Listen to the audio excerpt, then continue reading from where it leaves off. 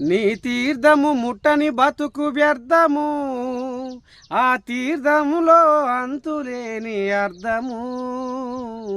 నీ తీర్థము ముట్టని బతుకు వ్యర్థము, సమ్మక సారక నీ తీర్థము ముట్టని బతుకు అస్సలు బతికినా సచిన కిందే సమానం అన్నట్టుగా భక్తులు తండోపతండాలుగా కదిలి మేడారం పోతుంటే నా సామి రంగా కథ ఎట్లా ఉందంటే వామ్మో. ఇక చూద్దాం పరి.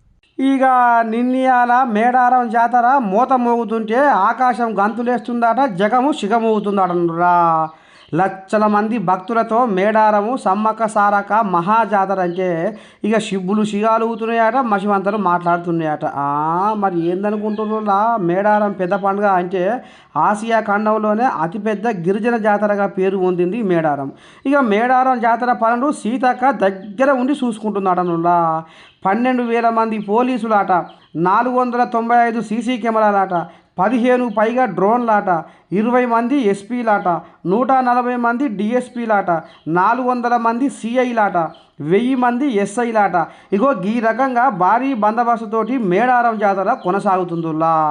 ఇక 22 తారీఖు పగడిద్దరాజు సమ్మక్క కళ్యాణం ఉంది కాబట్టి ఇప్పటికే లక్షల కొద్దిగా భక్తులు చేరుకున్నారనులా మేడారము. ఓహో, ఎంత రామ సక్కదనము, ఎంత చూడ సక్కదనము మేడారం జాతర. ఆహా.